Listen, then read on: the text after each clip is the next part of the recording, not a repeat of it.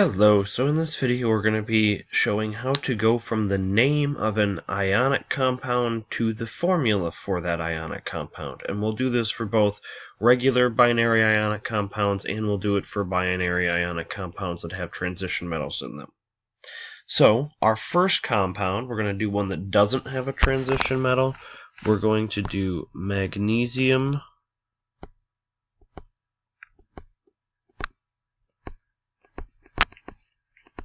chloride,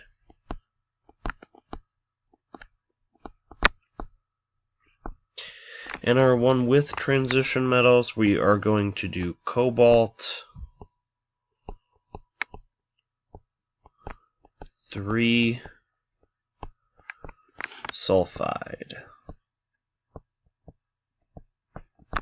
So those are our two examples we're going to look at.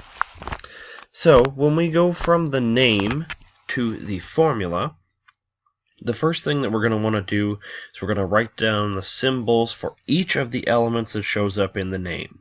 So for magnesium chloride, we've got magnesium, which is Mg, and we've got chloride, which is chlorine, and chlorine is Cl. So the next thing we're going to want to do is we're going to have to make sure that our ionic compound has a neutral charge overall. So we're going to have to figure out how many magnesiums and how many chlorides we're going to need to make this a neutral compound. So we're going to write the charge for each of the elements up above them. So for magnesium, you can look it up and it gets a charge of +2. And chlorine gets a charge of -1. So if we left our formula like this, we would have one magnesium atom with a +2 charge, which if you'd like, we can draw that out. We got one magnesium atom with a +2 charge. And if we left our formula like this, we'd have one chlorine atom with a -1. Now, if you look at that picture, this compound is not balanced. We've got a +2 and a -1 gives us a net charge of +1. So to cancel that, we're going to need to add another chloride ion. So now we have a total charge of -2 combined with our +2 gives us a net charge of 0, which means that our compound is neutral. So we'll have one magnesium and two chlorines. So our final formula will be MgCl2.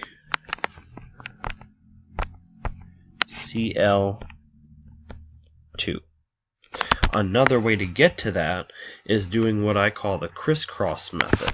So you take this charge of the chlorine right here, and you move it down here to below the magnesium. And you take the magnesium's charge up here and you move it down here underneath the chlorine. So that 2 from the magnesium goes down under the chlorine, so that will be Cl2.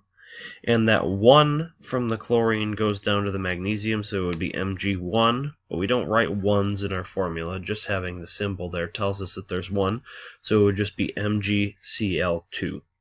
And if you do this method, just make sure you remember to get rid of the positive or negative signs, because those subscripts mean how many atoms there are in that compound. So you can't have a negative number of magnesium atoms. So you just take the whole number. So that would be a 1 would go down to the magnesium and a 2 would go to the chlorine. So that's how you would do it for our magnesium chloride. For our transition metal, we've got cobalt sulfide.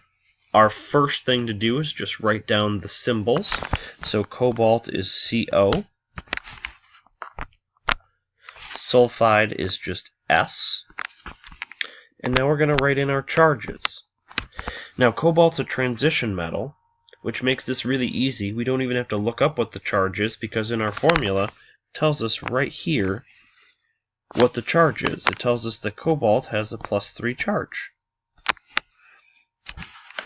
And our sulfide, we can look up, has a charge of -2. So if we do our crisscross method, we take our 2 from here, put it down here under the cobalt, and we take our 3 from the cobalt, put it down here under the sulfur. So that would give us CO2, cobalt 2, and then we would have S3. So we have CO2, S3. If we want to draw one of those pictures again, just to see it visually, if we had just one cobalt atom, we'd have a positive 3 charge. And then we have one